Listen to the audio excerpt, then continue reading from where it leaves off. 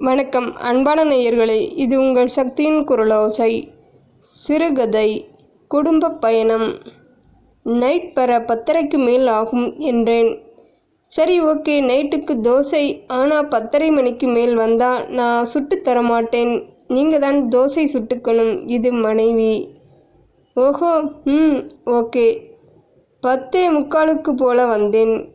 குளித்து ஆசுவாசமாகி சமையலறைக்கு சென்று தோசைக்கல்லை வைத்து கேஸை ஆன் செய்தேன். ஏன் என்கிட்ட கூட ஒரு தடவை 2 தடவை தோசை சுட்டுத்தான்னு கேட்க மாட்டீங்களா? ஏன் என்கிட்ட கெஞ்ச மாட்டீங்களா? எவ்வளோ நான் தோசை சுட்டுத்தாயேன்னு கேட்டா அதுக்கும் ஏசுவ. சரி, அந்த ஏச்சுக்கு பயந்து நானே தோசைக்கல்லை வச்சேன். இப்போ அதுக்கும் வந்து ஏசுற என்றேன். சீ, தள்ளு, போய் ஹாலில் தட்டை வச்சுட்டு உட்காரு. ஹாலில் அமர்ந்தேன். நீயே தோசை சுட்டுத்தா என்றால் அதற்கும் திட்டு விழும். நானே தோசை சுட்டு கொண்டால் ஏன் என்னிடம் கெஞ்சவில்லை என்று அதற்கும் திட்டு விழுகிறது.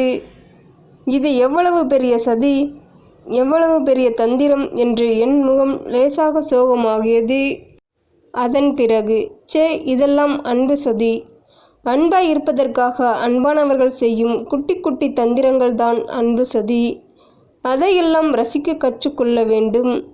இதையெல்லாம் ஆராய்ச்சி செய்து உள்ளே சென்று பார்க்காமல் இந்த அன்பு சதியை ரசிக்க கற்றுக்கொள்ள வேண்டும்.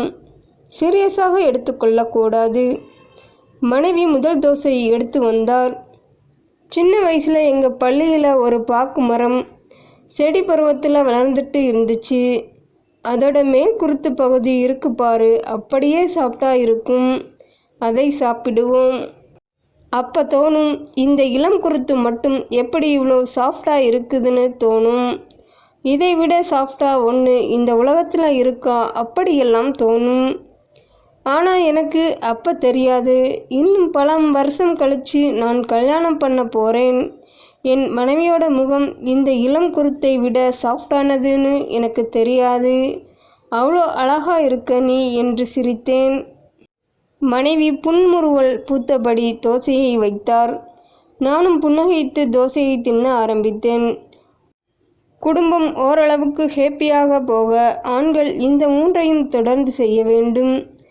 உடனே கோபமாக ரியாக்ட் செய்யாமல் இருக்க வேண்டும். அன்பானவர்கள் செய்யும் அன்பு சதியை புரிந்து கொள்ளுதல், அதை ரசித்தல், முடிந்தவரை கம்பீரத்தை குறைத்து அசடு வழிவது போல் இருத்தல். இந்த 3இல் ஒன்றை ஆண்கள் பழகாமல் விட்டாலும் சோலி முடிந்தது என்று சொல்வேன்.